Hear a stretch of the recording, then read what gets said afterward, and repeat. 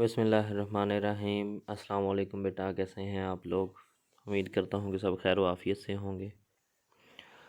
बेटा first year chemistry chapter number 5 atomic structure में हमारा आज का टॉपिक है derivation of the energy of revolving electron in nth orbit. Last time बेटा हमने एक ऐसे इलेक्ट्रॉन के लिए जो nth ऑर्बिट में रिवॉल्व करता है उसका रेडियस निकाला था। आज हम उसी इलेक्ट्रॉन के लिए डेरिवेशन पढ़ेंगे, एनर्जी की डेरिवेशन। ठीक है कि एनर्जी हम एक इलेक्ट्रॉन की कैसे फाइंड करते हैं by using Bohr atomic model.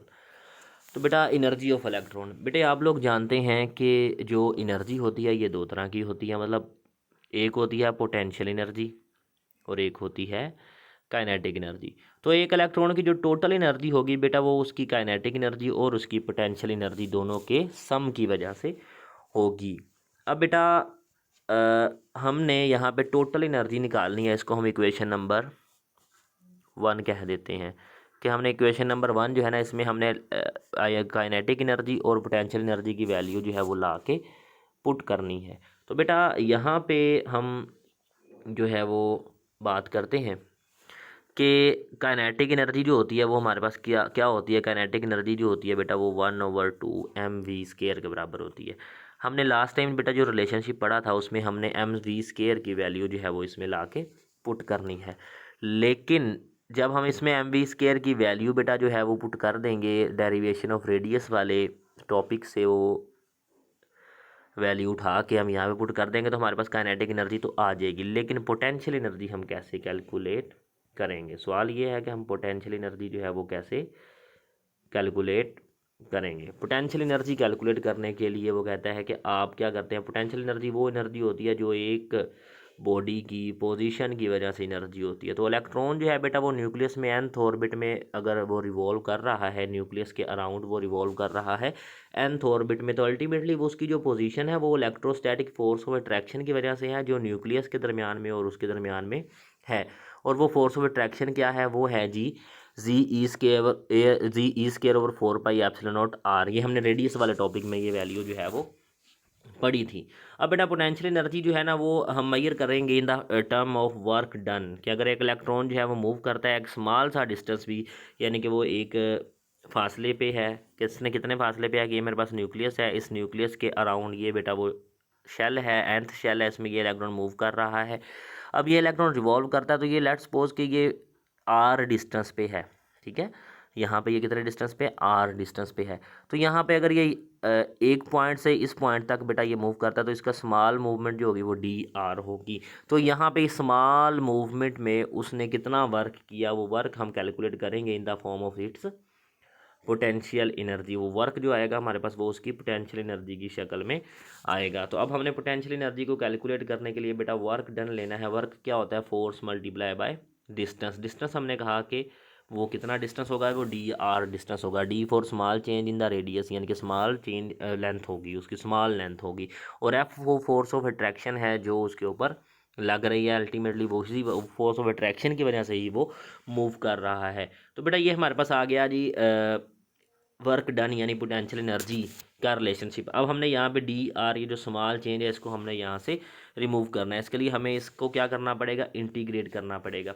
यहाँ पे बेटा आपने समझना है कि पोटेंशियल एनर्जी जो इलेक्ट्रॉन की है जो r डिस्टेंस पे है न्यूक्लियस से, ठीक है, उसका टोटल जो वर्क डन होगा वो क्या होगा कि वो वर्क डन क्या होगा कि वो हम इलेक्ट्रॉन को अगर इन्फिनिटी से उठा के r डिस्टेंस पे लेके आते हैं तो उसके लिए हमें उसको के लिए कितना वर्क जो है वो करना पड़ेगा। इसको हम कैलकुलेट करेंगे जब हम इस एक्सप्रेशन को इंटीग्रेट करेंगे, इसकी इंटीग्रेशन करेंगे, क्योंकि ये इंटीग्रेट करेंगे कि तो हमें ये तो स्मॉल चेंज है ना कि जब इलेक्ट्रॉन थोड़ा सा फासला जो है वो तय करता है। लेकिन अगर हम इलेक्ट्रॉन को इस शेल में लेके आते हैं फ्रॉम इन्फिनिटी पॉइंट, कि वो दूर से कहीं से इस शेल में लेके आता है, तो हमें इलेक्ट्रॉन के ऊपर कितना जो है ना वो करना पड़ेगा, वर्क करना पड़ेगा। तो उसके लिए हम इसको जो है ना वो बेटा इंटीग्रेट करेंगे। ये इक्वेशन आपने टोटली याद कर लेनी है। ये इंटीग्रेशन जो है वो सेकंड ईयर की मैथ में आप तीसरे चैप्टर में पढ़ेंगे। तो बेटा इन्फिनिटी के लिए यहाँ पे हम इंटीग्रेशन करने के लिए बेटा जो है ना वो इन्फिनिटी से रेडियस r तक लेके आने के लिए हम उसके ऊपर कितना जो है ना फोर्स लगाएंगे, कितना वर्क करेंगे, टोटल वर्क हम कैलकुलेट करने जा रहे हैं। तो अब बेटा ये यहाँ पे ये जो है ना dr ये स्मॉल चेंज है डिस्टेंस में, तो अब हमने बेटा क्या करना है, हमने आर स्केयर जो है ये यहाँ पे हमारा वेरिएबल होगा और डी आर उसका डिफरेंस होगा। तो अल्टीमेटली जिसका के लिए डी डिफरेंशियल हमारे पास जिसके लिए मौजूद है उसी की हम इंटीग्रेशन कर सकते हैं, बाकी सारे फैक्टर हमारे लिए कांस्टेंट हैं। तो हमने क्या किया, जी ई स्केयर ओवर 4/ε0 को इंटीग्रेशन से बाहर कर दिया। हम इंटीग्रेशन सिर्फ उसकी करेंगे जिसका जो है ना वो डिफरेंशियल मौजूद है, यानी कि सिर्फ आर की हम इंटीग्रेशन कर सकते हैं। अब बेटा इंटीग्रेशन का रूल क्या है, जब हम इसकी इंटीग्रेशन करेंगे तो ये अल्टीमेटली ये बटे के नीचे है, ऊपर जाके ये नीचे है आर स्केयर, ऊपर जाके ये r-2 हो जाएगा। तो इसकी पावर में एक ऐड करेंगे और नीचे इसकी पावर लेके आके उसमें एक जो है वो ऐड करेंगे। तो अल्टीमेटली बेटा हमारे पास आ जाएगा माइनस आर की पावर हो जाएगी -1 और ओवर माइनस आ जाएगा। तो हमारे पास -1 ओवर आर जो अब आ जाएगा। जब हम इसमें लिमिट अप्लाई करते हैं तो हमें इसका टोटल जो आंसर मिलेगा वो ये मिलेगा, और इसको जब हम इस बाहर वाले फैक्टर से मल्टीप्लाई करेंगे तो ये आपके पास जो है इसका आंसर आ जाएगा। बेटा ये बात आपको जो है वो इस लेवल पे अभी फर्स्ट ईयर में कम समझ आएगी, क्योंकि ये सारा कॉन्सेप्ट जो इस इक्वेशन में है वो सारे का सारा सेकंड ईयर से रेलिवेंट है। तो मैं आपको यहाँ पे बेटा एक ही सजेशन दूंगा कि आप इसको इस इक्वेशन को आप याद कर लें और इस पोटेंशियल एनर्जी का फाइनल आंसर जो है वो नोट कर लें। ठीक है, आप इसको याद कर लें किसी तरह।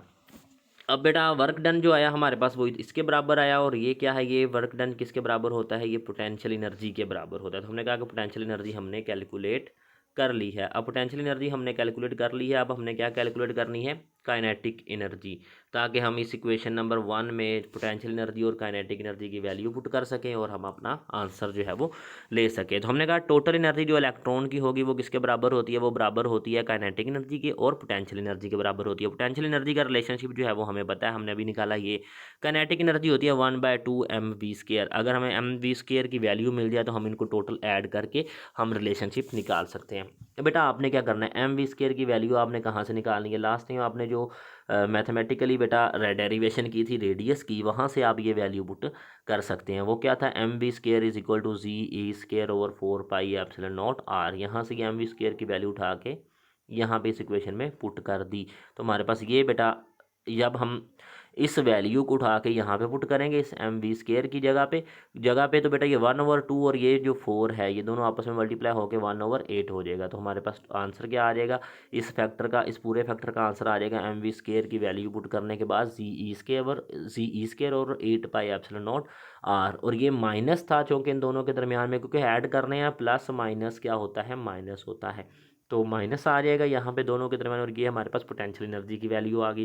अब हमने क्या किया, अब हमने इसका बेटा जो है ना वो हमने इसका लेना है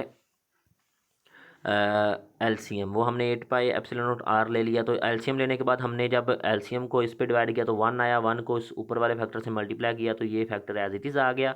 अब बेटा हमने एलसीएम को इस पे डिवाइड किया तो 2 आया, जब 2 को हमने मल्टीप्लाई किया इसके साथ तो हमारे पास 2GE² आ गया। जब हमने इन दोनों को ऐड किया तो -2 और +1 कितना होता है, माइनस। तो -GE² ओवर 8πε0r, ये हमारे पास बेटा इसकी एनर्जी की इक्वेशन आ गई है। अब आप लोग जानते हैं यहाँ पे r जो है रेडियस, इसकी वैल्यू हमें पता है। इसकी वैल्यू क्या है, इसकी वैल्यू है ε0 n² ओवर πmGE²। तो जब हमने ये वैल्यू उठा के यहाँ पे बेटा जो है ना वो r की जगह पे पुट कर देनी है तो हमारे पास ये इक्वेशन ये बन जाएगी। तो ये है energy of electron present in the nth orbit. तो ये बेटा हमारे पास जो इक्वेशन आई है ये जनरल किसी भी एटम में के nth ऑर्बिट में मौजूद इलेक्ट्रॉन के लिए है। अब बेटा आपने इस एनर्जी में इसमें आपने कहना है कि मैंने क्या करना है, मैंने हाइड्रोजन के जो है ना वो पहले 5 शेल में मौजूद इलेक्ट्रॉन की एनर्जी निकालनी है। हमने कहा कि ये उस शेल की एनर्जी है जो nth ऑर्बिट में है, जो किस ऑर्बिट में है, nth ऑर्बिट में है। अब अगर ये शेल जो है वो nth ऑर्बिट में है, nth का मतलब है कि अगर हम n की जगह पे 1 पुट करेंगे तो पहले ऑर्बिट में मौजूद इलेक्ट्रॉन की एनर्जी आ जाएगी, n की जगह पे 2 पुट करेंगे तो दूसरे ऑर्बिट में मौजूद इलेक्ट्रॉन की एनर्जी आ जाएगी। तीसरे n की वैल्यू 3 पुट करेंगे तो तीसरे ऑर्बिट में मौजूद हमें जो है बेटा वो तीसरे ऑर्बिट में मौजूद इलेक्ट्रॉन की एनर्जी हमें मिल जाएगी। तो अब हमने कहा कि हम हाइड्रोजन के लिए अगर कैलकुलेशन करते हैं तो हाइड्रोजन का तो एटॉमिक नंबर 1 होता है। हाइड्रोजन का एटॉमिक नंबर क्या होता है, 1 होता है। अगर हाइड्रोजन का एटॉमिक नंबर 1 होता है तो फिर उसके लिए जी की वैल्यू, एटॉमिक नंबर जी के होता है एटॉमिक नंबर, इसकी वैल्यू क्या हो जाएगी, 1 हो जाएगी। अब बेटा जब हमने जी की वैल्यू यहाँ पे 1 पुट की तो ये E4m/8 epsilon naught square n square h square ये हमारे पास आ जाएगा।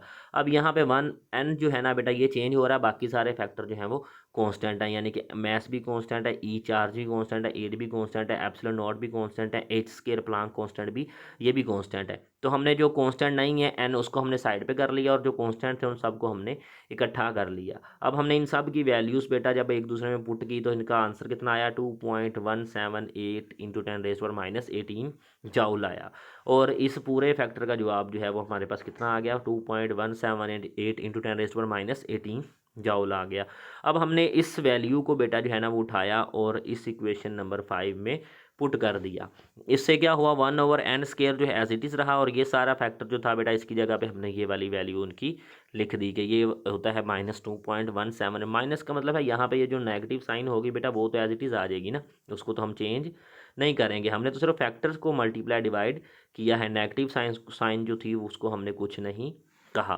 तो हमारे पास ये एक फाइनल इक्वेशन आ गई है। अब बेटा इस फाइनल इक्वेशन में हमने क्या करना है, हमने इस इक्वेशन में जो है वो फाइंड करनी है energy of electron that is moving in nth orbit. ये है रिलेशनशिप जो हमें बताता है कि अगर nth ऑर्बिट है में कोई इलेक्ट्रॉन रिवॉल्व करता है तो उसकी एनर्जी कितनी होगी, उसकी एनर्जी हमने फाइंड करनी है। अब बेटा इसमें हम लोग यहाँ पे देख रहे हैं कि यहाँ पे ये जो एनर्जी है ये नेगेटिव आ रही है, एनर्जी क्या आ रही है नेगेटिव आ रही है। इसका मतलब ये हुआ, वो कहता है कि नेगेटिव एनर्जी नेगेटिव साइंस में क्यों आ रही है। वो कहता है नेगेटिव साइन जो है ना वो शो करती है कि इलेक्ट्रॉन जो है वो न्यूक्लियस की तरफ बाउंड हो रहा है, यानी कि न्यूक्लियस के साथ फोर्स ऑफ अट्रैक्शन उसकी वो अपनी शो कर रहा है। इसलिए जो है ना अगर वो उसको हम न्यूक्लियस को अगर हम इलेक्ट्रॉन को इन्फिनिटी पॉइंट से न्यूक्लियस की तरफ लेके आ रहे हैं तो अल्टीमेटली उसकी एनर्जी जो है वो आप कह दें कि न्यूक्लियस के करीब वो जा रहा है तो एनर्जी उसकी कम हो रही है। तो नेगेटिव साइन इस बात को रिप्रेजेंट कर रही है। अब बेटा हमने एनर्जी की वैल्यू ली पहले 5 शेल के लिए। अब हमने क्या किया, हमने एनर्जी को पहले हमारे पास थी जाउल में, एनर्जी किस में थी जाउल में थी, इसको बेटा हमने कन्वर्ट कर लिया किलो जाउल में। किलो किलो प्रीफिक्स की वैल्यू कितनी होती है 1000 होती है, तो 1000 पे हमने इसको डिवाइड कर दिया तो ये एनर्जी हमारे पास आ गई किलो जॉल में। और अगर आपने किलो जॉल को पर मोल करना है तो बेटा आप इसको एवोगैड्रो नंबर से साथ में मल्टीप्लाई भी कर देंगे। तो एवोगैड्रो नंबर से मल्टीप्लाई करके हमने इसका जो टोटल आंसर लिया वो हमारे पास आ गया 13.315 किलो जॉल पर मोल। और ये जो एन स्केयर था वो इस पूरे फैक्टर्स की, यानी कि इनका जो जवाब आएगा इस पूरे जवाब के साथ वो डिवाइड हो जाएगा। इस पूरे फैक्टर का जवाब कितना आया हमारे पास, इस पूरे फैक्टर का जवाब आया 13.315 किलो जॉल पर मोल। और एन जो है ना बेटा उनके साथ वैसे ही डिवाइड हो जाएगा। अब हमने निकालनी है एनर्जी हाइड्रोजन के लिए। तो हाइड्रोजन का बेटा जो पहला शेल होगा अल्टीमेटली उसके लिए एन की वैल्यू 1 पुट करेंगे तो नीचे क्या आ जाएगा, एन का स्केयर था तो उसकी जगह पे 1 का स्केयर आ जाएगा। तो ये इतनी एनर्जी पहले इलेक्ट्रॉन शेल में मौजूद इलेक्ट्रॉन की होगी। अगर हमने एक इलेक्ट्रॉन जो दूसरे शेल में है उसके लिए एनर्जी फाइंड करनी है तो उसके लिए हम एन की वैल्यू 2 पुट कर देंगे। तो एन की वैल्यू 2 पुट की तो बेटा हमारे पास ये आंसर जो है वो एनर्जी के लिए आ जाएगा। इसके बाद अगर बेटा एक इलेक्ट्रॉन जो है वो थर्ड ऑर्बिट में है तो थर्ड ऑर्बिट में मौजूद इलेक्ट्रॉन की एनर्जी कैलकुलेट करने के लिए हमने एन की वैल्यू 3 पुट कर दी तो हमारे पास एनर्जी का ये वाला फैक्ट जो है ना वो जवाब आ जाएगा। अब एक इलेक्ट्रॉन फोर्थ ऑर्बिट में है तो उसके लिए जो है वो 4 एन की वैल्यू 4 पुट करने से ये जवाब आ गया और एन की वैल्यू 5 पुट करने से ये आ गया। बेटा आप लोग यहाँ पे एक बात नोट कर रहे हैं कि हम जैसे जैसे शेल जो है वो बढ़ा रहे हैं, यानी कि पहले शेल से हम दूसरे शेल पे गए, दूसरे से तीसरे शेल पे गए, तो हर जिस तरह नंबर ऑफ शेल बढ़ रहा है वैसे वैसे एनर्जी भी इलेक्ट्रॉन की इंक्रीज कर रही है।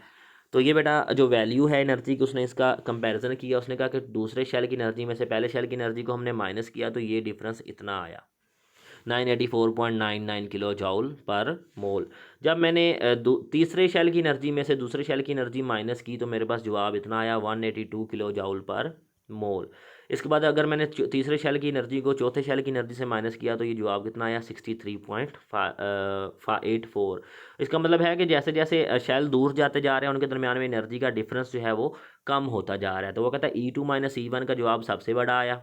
उसके बाद जो है छोटा जवाब किसका आया E3 - E2 का। और उसके बाद छोटा जवाब किसका आया E4 - E3 का आया।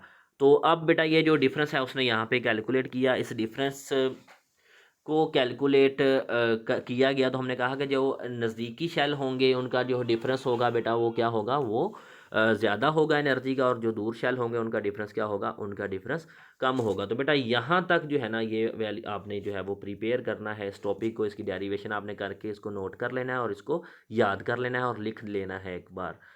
बेटा नेक्स्ट लेक्चर में हम डिस्कस करेंगे नेक्स्ट पॉइंट इंशाल्लाह। तब तक के लिए इजाज़त चाहूँगा। अल्लाह हाफिज़।